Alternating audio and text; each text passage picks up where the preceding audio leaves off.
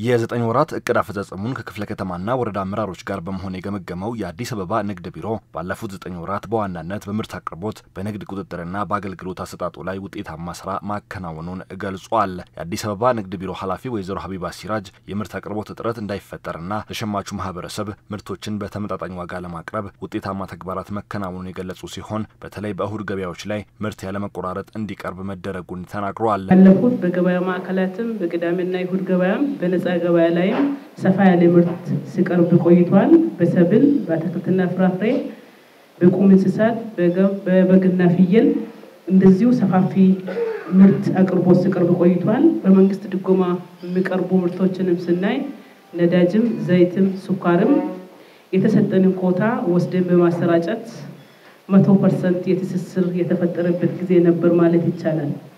እንደዚሁም ከአዲስ ዓመት ጀምሮ ባለፉት 9 ወራት ህዝባዊ በዓላት ሃይማኖታዊ በዓላት ምንም አይነት የገበያ እጥረት ሳይፈጠር እንዲያልፉ ይሄ መዋቅር ሰርቶ ውጤት አስመዝግቧል ማለት ነው።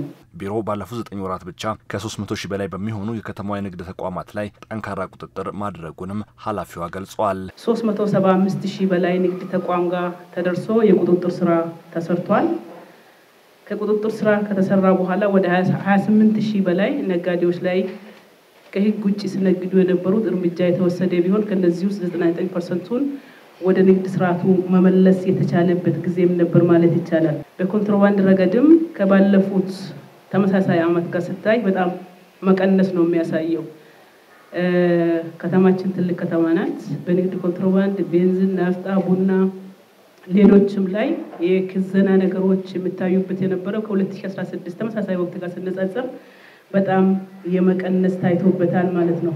የንግድ ስርዓቱ ጤናማ እንዲሆን ከተሰራው ጠንካራ ስራ ጎን ቀልጣፋ አገልግሎት ለማቅረብ በተለይ እሁድ ገበያዎችን በተመለከተ ከባለድርሻ አካላት ጋር በቅርበት እንዲሰራም ከመድረኩ ተሳታፊዎች ጥያቄ ቀርቧል። አቅራቢዎችን እናወያያለን። አሁን ቅድም የተባለው እስከ ወረዳ አጠቃላይ መወያየት አለባቸው የተባለው ጥሩ ነው። ነገር ግን መወያየት ያለበት ማን ነው ስንል ስቴክ ሆልደሮች አጠቃላይ ሊወያዩ ይገባል። ባለድርሻ አካላት የሚባሉት ማለት ነው። እነሱ ካልተወያዩ ዙሮ ችግሩ የሚገጥመን እነዛ ጋር ነው። ለምሳሌ የከተማ ግብርና እኛ ኮንሰርን በመናደርገው ልክ ነው ወይ ቅዳሜና እሁዶችን የሚከታተሉት ቁጥጥር የሚያደርጉት የሚያዩት? ሰንዴ ማርኬቶቻችን በተለይ ወረዳዎች ላይ ማይሆን ቦታ ወይ ደግሞ ሽቅ ያለ ቦታ ወይ ጠርዝ ላይ ይሆንና ጽዳቱንም ሰፋ አድርጎ ጥራቱንም ጠብቆ መስራት ላይ ጋፕ እየሆነ ስለሆነ እነዚህ ነገሮች ደግሞ አብሮ ከጎን ቢታይ ከዚህ ከባለድርሻ አካላት ጋር ተግባሩ ሲገመገም ሌሎችም ቢገኙ ከሰንዴ ማርኬት ጋር ታይዞ ትራፊክ ማኔጅመንት ጋር እየተናነቀ ነበር ምናመሽ ነበር።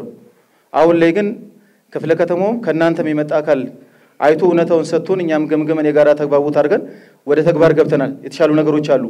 ነገር ግን አሁንም ባለቤት እየሰጠን መሄድ እንዲያስችለን እነዛ አካላት ለምንድነው በዚህ ላይ ቢቀመጡ? ቢሮው የምርት አቅርቦትን ለማሳደግና የህብረተሰቡን ተጠቃሚነት ለማሳደግ ከባለድርሻ አካላት ጋር በቅርበት እንደሚሰራም የቢሮ ኃላፊዎች ገልጸዋል። ስቴክ ሆልደሮቻችን ጋር ይበልጥ በቅርበት መስራት አለብን። ተቋሙ ብቻውን ስለሰራ ብቻ ለውጥ የተወሰነ ለውጥ ሊመጣ ይችላል። ግን የተሟላ የህብረተሰቡን ለውጥ ለማሳካት ግን በቂ አይሆንም። ስለዚህ በተቀናጀና በተደራጀ መልክ ቅድም ስታነሷቸው የነበሩ የከተማ ግብርና ያላችሁት አለ፣ የደንብ ማስከበር፣ የህብረት ስራ ሌሎችም ይመለከታቸዋል። ከአቅርቦትም አኳያ በተመሳሳይ ከህግ ማስከበሩም አኳያ በእንደዚሁ መልክ በተደራጀና በተቀናጀ መልክ የምንሰራ ይሆናል። አቅርቦት ላይ ቅድም ስናነሳቸው የነበሩ ነገሮች ውጤታማ ነው። እንግዲህ አቅርቦት ውስጥ ማረጋጋት ያስፈልጋል። ገበያውንና ዋጋውን ኢኮኖሚውን ማነቃቃት ይጠይቃል። አሁን እኛ እንደዚህ ብናረግ እንደዚህ እንጠየቃለን፣ እንደዚህ ብናረግ ደግሞ እንደዚህ እንሆናለን ከሚለው ሳይሆን ንግዱን በሙሉ መምራት የኛ ስራ ነው።